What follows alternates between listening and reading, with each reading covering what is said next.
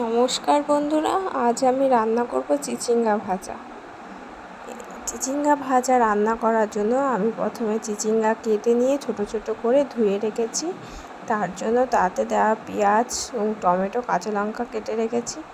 তারপরে একটা কড়াইয়ে তেল গরম করে কড়াইয়ের মধ্যে দিয়ে দেবো পেঁয়াজ কুচি দিয়ে সেটাকে একটু একটু করে ভালো করে ভাজবো।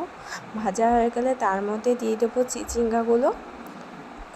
ভেজে চিচিঙ্গাগুলো হালকা ভাজা হয়ে গেলে তার মধ্যে সেদ্ধ হওয়ার জন্য দিয়ে দেবো নুন দিয়ে একটু নাড়াচাড়া করে তার মধ্যে দিয়ে দেবো একটুখানি সামান্য হলুদটা দেওয়া হয়ে গেলে হলুদ দিয়ে নাড়াচাড়া করার পর কিছুক্ষণ নাড়াচাড়া করার পর দিয়ে দেবো দুটো চিড়ে রাখা কাঁচা লঙ্কা,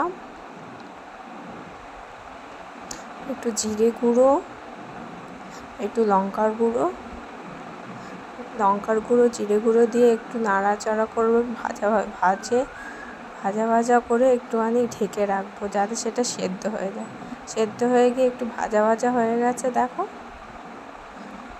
ভাজা হয়ে যাওয়ার পরে সেটা হয়ে গেছে। এবার দেখো এটা আমি নামিয়ে নেবো। হয়ে গেল আমার চিচিঙ্গা ভাজা। আর আমার ভুল ত্রুটি মার্জনা করবে।